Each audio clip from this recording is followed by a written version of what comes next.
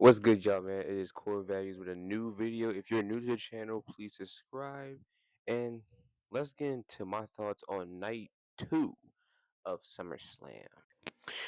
Now, I don't have all the pictures, but I will be breaking down all the matches that happened. I will say this though, night two to me was very, very good. I think SummerSlam as a whole was a success. I made this known on the talk show on the franchise. Go subscribe to them. You can catch me there. You can catch all the boys there. We're just gonna talk wrestling.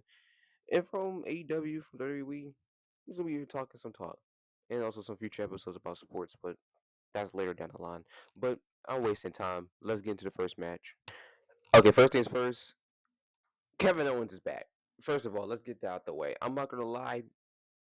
I thought it was gonna be a singles match between Finn and Sammy, which would have been cool. And honestly, funny enough, I had Finn winning, but to be fair, if it was a singles match, I feel like Sammy would have did some cheating shit. So it really was 50-50. It was up in the air. It wasn't going to be really guaranteed if it was going to win or not, even if like it was a one-on-one, but I digress. But it got turned into a fatal four-way with the additions of Gunther and a returning KO. Now when KO came out, I'm not gonna lie, I couldn't talk. I was shocked. I was like, Kevin, like I shouted. I low key like marked out a little bit. Cause like I couldn't believe what I was seeing. Like came back after a neck injury. It was just like wow. Because I thought he was coming back in 2027, maybe even like a 2028. But he came back really early, and I'm like, yeah, we're good. Like, and it's so fresh seeing him too. Like, I genuinely felt happy seeing him on the screen. Sammy's shock, like his face, like when he saw his best friend, it's like he didn't even know like he was there, and that kind of added to like the feelings like in that moment, to be honest. But KO's back. I'm happy, and he also won the match. Speaking of the match, let's talk about it. The Fatal Four Way match was very good. I really enjoyed the match. I might go back and watch it for a second run, just to like really like give it another like go and really enjoy the match. It was really fast paced. Everybody did their stuff in there. Like most people got their offense. Finn had some offense with the sling blades and the death drops and the basement drop kicks and the coup de grace and whatnot. Gunther had his chokehold. Sammy had his stuff. KO had his stuff. Like everybody shone in this match. And this match was very enjoyable. But KO wins, and bro, I'm not gonna lie to y'all. Bro, CM Punk and Kevin Owens, like, bro, them promo battles, bro. Those promo battles are gonna be like elite. And the match, man, listen, bro, like, and they've been teasing this a lot too, ever since he came back. So now that we're about to get his SmackDown is going to really be a must watch. For another reason too, because we also got Cody and Randy without a title, which honestly that's fine by me. Randy is going to get 15 eventually, just not off of Cody. But Kevin Owens and CM Punk as like the main like focal points surrounding the top title on SmackDown. Chef's kiss. This matchup. I don't know when this match is going to happen, but this is going to be like one of the ones. The ceiling for this matchup. First of all, the ceiling for the promos and everything.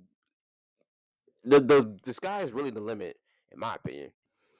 Now here comes the low light of this whole week, which is the United States Championship match between Baron Corbin and Trick Williams, which Baron Corbin won. He won the match. Now, I'm not funny enough, I'm the minority here. I'm not mad at this win. Only due to the simple fact this benefits more Trick than it does with Corbin. Funny enough, Trick wins in this situation because I feel like they got that title off of him so they can get him prepped for the Money in the Bank contract. Trick is probably a favorite to win that briefcase, and I feel like he might get elevated to that main event like status. But I feel like there is some like stuff that needs to be worked for Trick, like his in ring ability, his little in ring IQ. He has all the tools. He has the mic skills, the charisma. He has the fans behind him. That in ring though, like that needs a little bit of working. But granted, The Rock was never the best in ring. He always had the mic skills. Yes, I'm not like comparing it, but like you know what I mean. Like The Rock wasn't the best in the ring, but he had the mic skills, the charisma, the fans behind him. That's kind of like what I see with Trick. He's not the best in the ring, but he has all like the things that I just said for The Rock. But I do think they're moving Trick up to the main event scene, which is good, honestly. And they already teased that him and Punk could do something. So I feel like Trick getting moved up is really good for the SmackDown division. Honestly, that mid card, I think Corbin, he's a good worker. Honestly, I don't want him there, but I can admire the fact that he is a good worker. I feel like he can work with some small guys like a Mello who could get that U.S. title. But then again, I just find it funny how, Corbin beats Trick, and it'll be funny if Mello beats Corbin, which is kind of just like, damn, why couldn't you just have Mello beat Trick? You know, like I don't know, man. Like I felt like they just went around like a bush and just did that whole little bullshit. But you know, yeah. Now that women's ladder match is the next match I'm gonna talk about, and Chelsea Green winning that really hit me right here, bro. It really did because she was my pick to win. Not to mention, a lot of people is funny enough against this. They like, oh, Chelsea Green, she's terrible. Like she doesn't deserve it. She does deserve it. Yeah, she does. She's putting some good character work. I ain't gonna lie. She's been one of the most entertaining things on SmackDown. It's a low bar, but people were entertained by Chelsea even before, like even like I'll say like 2024, 2025. Like she was still a little over. Like she was comedy.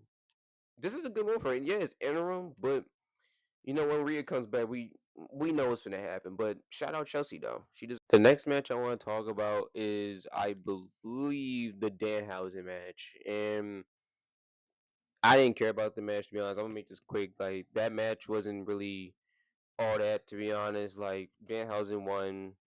He threw money in the crowd, and I'm not gonna lie. For a split second, I thought he actually threw like real ones in there. But if he did, then hey man, shout out the kids. Shout out Danhausen. That's pretty much all I can say.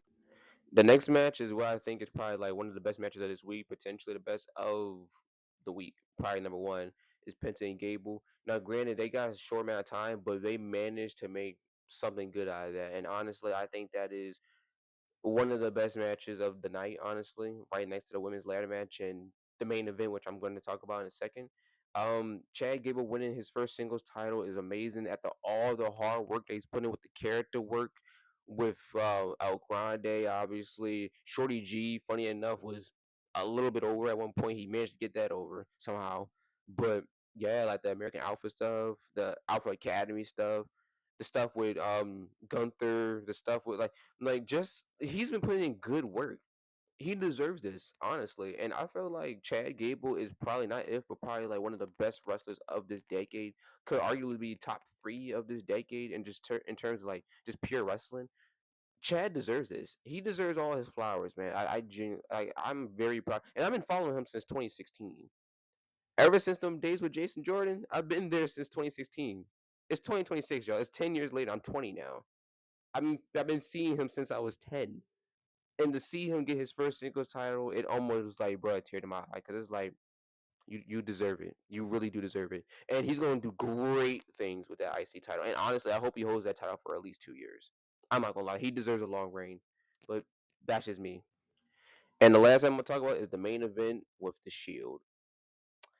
Now, I say the Shield because it really runs deep. Roman and Seth, that match, like, it was very, very good. I thought that was the second best match of the whole week. The first one, the first match I thought was the best match of the whole week was Cody and Punk, but Roman himself, like the storytelling that he was doing, the callbacks, I really enjoyed it. I really love this match. I love like when they was talking to each other throughout the match, like getting into each other's head and whatnot, playing mind games and whatnot.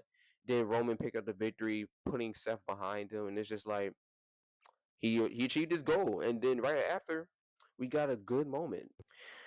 And then, like I mentioned, we had a good moment. And if you peep, I put Dean Ambrose ghost right there too. So it was just one of them things where it was like, we miss you, man. Even though he's probably never coming back to WWE, they also put the mask down like in the ring, like to symbolize like Dean. That's supposed to be, I guess, like the mirroring of Dean or something like that. But this moment was great right here. But y'all let me know how y'all felt about SummerSlam as a whole. I will be doing more videos soon, but remember to learn your values.